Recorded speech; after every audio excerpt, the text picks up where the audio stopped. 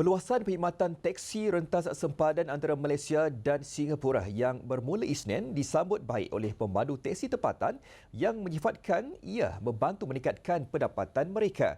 Tinjauan bernama di sekitar Larkin mendapati rata-rata pemandu positif terhadap usaha kedua-dua buah negara yang bukan sahaja membantu para pemandu, malah memudahkan perjalanan dan meningkatkan keselamatan pelanggan.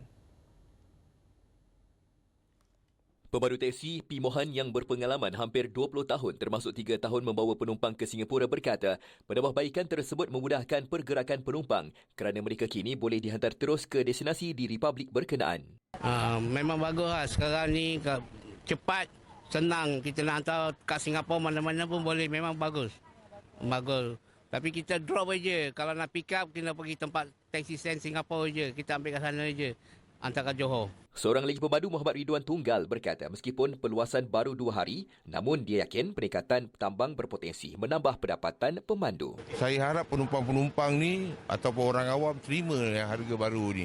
Sementara itu, Raja Afandi Raja Ismail yang menjadi pemandu teksi sejak 2004 berkata, usaha penyelarasan antara kedua-dua negara ialah langkah positif dalam memastikan sistem lebih adil kepada pemandu. Namun mengakui kenaikan tambang memberi kesan kepada penumpang harian.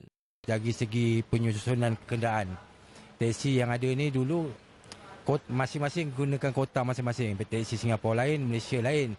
Tapi sekarang kita ibarat adalah satu Singapura, satu Malaysia. Apabila tambang tu dah diselaraskan, apabila naik ke angka sekali ganda mana 120 ke 240. Jadi penumpang yang harian untuk bekerja tu akan terjejas. Perkhidmatan teksi rentas sempadan antara Singapura dan Malaysia diperluas bermula Isnin, membolehkan teksi berlesen beroperasi dengan lebih fleksibel di kedua-dua negara dalam usaha memudahkan perjalanan selain memastikan persaingan yang adil dan penguatkuasaan yang berkesan.